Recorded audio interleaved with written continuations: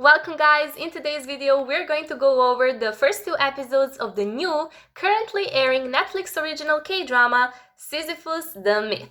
We're going to be talking about the major plot points, my opinion on episodes 1 and 2, and finally, we're going to answer the most important question, do I think it's worth watching? So, let's get right into it!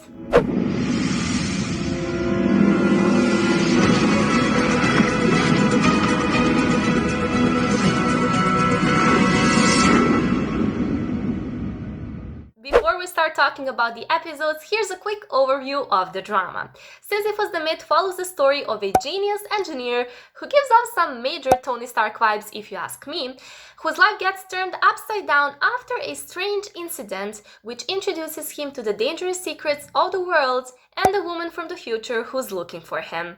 Now this already sounds pretty good to me.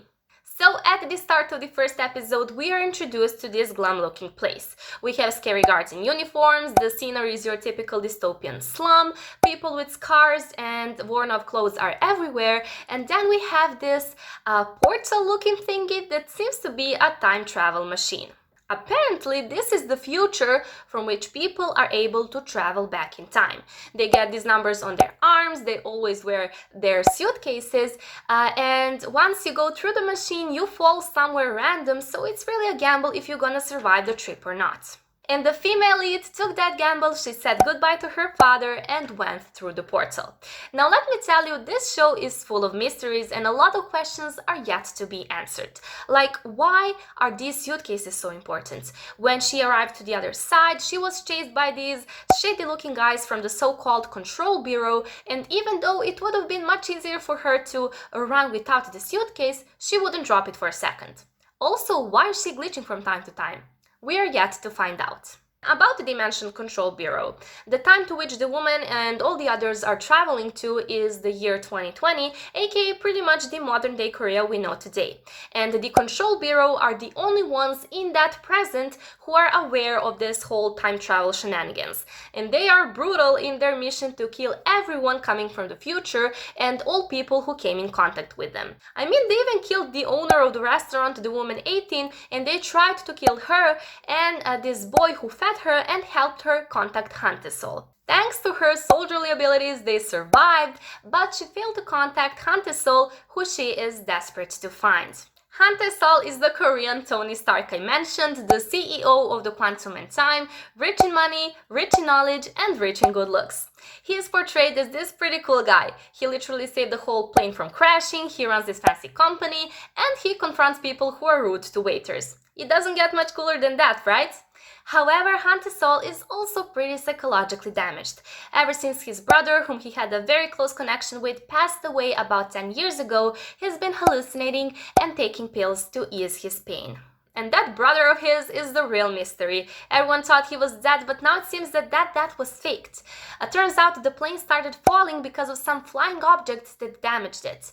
After examining the footage Han Tae-sul received from the co-pilot of the plane, which I also think is from the future by the way, and who got assassinated right after that, Han Tae-sul saw that those flying objects were actually a suitcase and a person. Yep, you heard that right, and that person looks exactly like his dead brother. Han Tae-sul did some IQ 200 calculating and figured out where the suitcase must have fell after hitting the plane. He drove there and indeed, he found it. And when he opened it using his birthday as the combination code and found his brother's camera in there, he was certain it was his.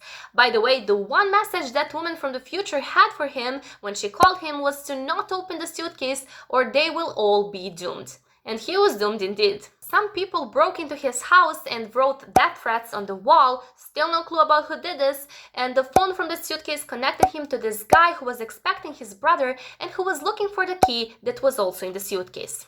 When Han Tae-sul remembered that that key was actually for the safe located in his first lab his brother built for him, he drove there only to find out that the safe was stolen by the very man he was on the phone with.